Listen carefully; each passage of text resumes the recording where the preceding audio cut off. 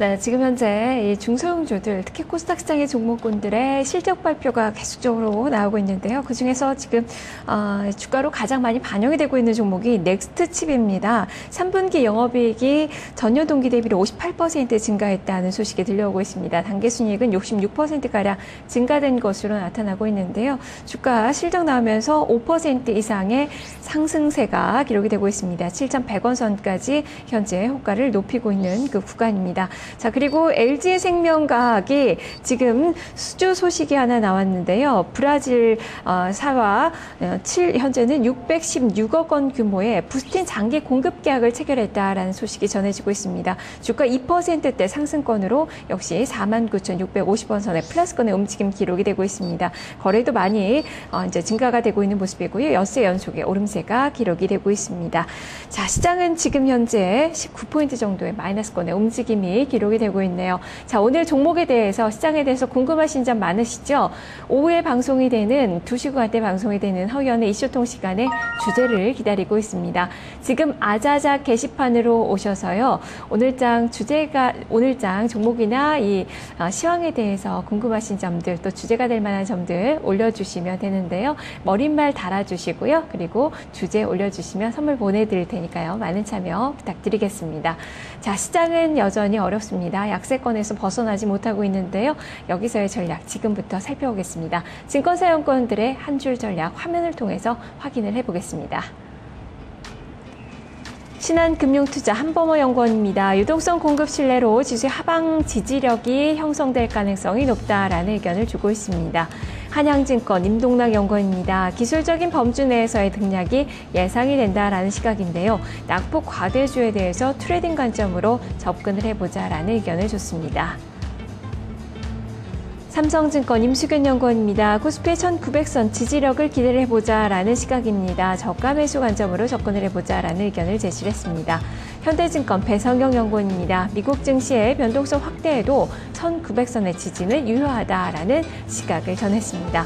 시장에 대해서는 마찬가지의 의견입니다. 지금 주가가 1% 내외의 약세권의 움직임이 펼쳐지고 있는데요. 하지만 1910선대가 잘 지지를 해주고 있습니다. 전문가들은 대체적으로 1900선에 대한 지지력은 신뢰를 하고 있는 그 분위기가 나타나고 있는데요. 이 중에서 신한금융투자 한범호 연구원 만나보겠습니다.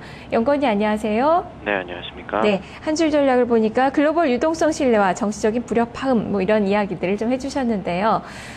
오늘 시장 좀 어떻게 보시는지, 미증시는 또 왜 이렇게 떨어졌다고 보시는지 평가를 좀 해주시죠. 예, 아침에 눈을 떠가지고 뉴욕 증시가 1% 이상 하락하는 모습 보게 되면 겁부터 먹게 되는데 내용에 대한 생각을 먼저 하시는 게 우선이 될 것 같습니다. 어제 유럽이라든가 미국 증시가 하락했던 배경에 대해서는 아마 크게 세 가지 정도를 생각을 할 수 있을 것 같습니다. 첫 번째는 미국 대선이 끝나고 난 다음에 이제 대통령이 뽑히고 났지만 재정절벽 관련된 이슈는 계속 남아가는 것 같다라는 불확실성이 있었을 것 같고요. 두 번째는 그리스가 어제 그 긴축안을 받아들이냐 마느냐에 대해서 의회의 표결이 있었습니다. 투표가 있었는데 결론이 어떻게 나올지 모른다라는 걱정이 있었고요. 또 다른 부분이라면 유럽의 경제 성장률에 대해서 전망치들이 계속 떨어지는 가운데 독일까지 이제 경제 성장률 하강 국면을 벗어나기 어려울 것 같다라는 드라기 총재 발언, 이런 세 가지 정도가 맞물렸다라고 생각이 드는데 이제 세 가지에 모두 반대 그 논리들 좀 생각을 해봐야 될 것 같습니다. 일단 재정절벽 관련된 부분은 미국은 지난해 이미 재정절벽에 관련된 이슈가 불거지고 의회에 교착이 발생하면서 신용등급이 떨어졌던 아픈 경험이 있습니다. 아무래도 정치적인 조율에 대한 가능성을 여전히 열어두고 가야 된다라고 보고 있고요. 그리스 긴축안 관련돼서는 뉴욕장이 끝나고 난 다음에 긴축안이 의회에서 통과가 된 부분이 확인이 됐습니다. 그리고 세 번째는 유럽 경제에 대한 우려가 있을 텐데 이거는 이제 여태까지 통화 정책만이 아니라 재정 정책을 통해서 보다 안전한 시스템, 통화 동맹의 시스템을 만들어 나가는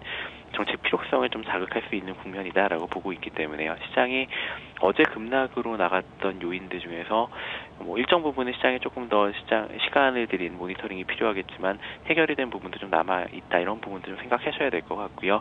특히나 미국 같은 경우에 급락했던 부분에는 오바마하고 롬니가 결정이 됐기 때문에 흔히 민주당과 미국의 공화당은 정치적인 성향이 다릅니다라는 이야기를 합니다. 그러다 보니까 어느 쪽이 될지 모른다라는 상황에서 기대감으로 올라왔던 뭐 에너지 관련이라든가 금융주 같은 경우 어제 좀 상대적으로 큰 폭의 하락을 보였다라는 측면에서 미국 증시와 우리나라 증시의 하락 폭이나 하락률을 동일시하는 접근 자체는 오늘은 좀 어려울 것 같다라고 생각하고 있습니다. 네.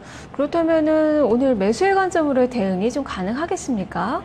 예, 주식시장을 그렇게 양비론적으로만 바라보실 필요는 없다라고 생각이 들고요. 시장에 대해서는 적정 가치라는 부분에 대한 기준선을 좀 생각을 하시는 게 나을 것 같습니다. 일단은 어제 미국 증시가 급락을 하는 과정에서도 오바마 수혜주들이라고 불리는 종목들이 좀 올라온 부분이 있고요. 또 다른 부분이라면 미국 국채 금리가 큰 폭으로 하락을 했습니다. 무슨 이야기냐면 이제 재정정책이나 통화정책의 연속성이 확인이 됐으니까 글로벌 유동성 공급은 이어지겠구나라는 심리가 좀 불거진다라고 판단을 할 수 있겠는데요. 그렇다면 과거에 ECB가 통화정책을 즉각적으로 급진적으로 실천을 했던 9월 초 당시의 코스피 지수 레벨이 한 1800대 후반 정도 레인지가 나옵니다. 그 부분에 대해서는 글로벌 유동성에 대한 신뢰가 유지가 된다라면 좀 지켜낼 수 있는 구간이다라고 생각을 하는 게 맞을 것 같고요.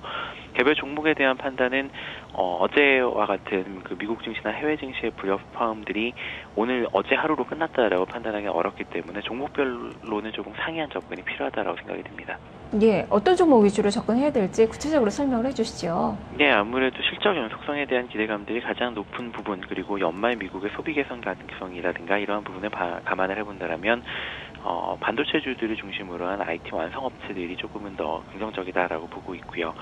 오늘부터 이제 중국 쪽에서도 지도부 이양이 조금 가시화가 될 것 같고, 또 이번 주 후반 그리고 다음 주 초반에 중국의 거시경제 지표들이 발표를 앞두고 있는데 통화 정책이라든가 재정 정책을 쓸 수 있는 여지 자체를 만들어준다라고 생각을 한다라면 대형 정유나 화학과 같은 종목들에 대해서도 조금 분할 매수 정도의 관점은 가능하리라고 보고 있습니다. 네, 알겠습니다. 말씀 잘 들었습니다. 네, 감사합니다. 네, 미국과 중국의 수혜를 받을 수 있는 종목군들 챙겨봐야 되겠네요. 자,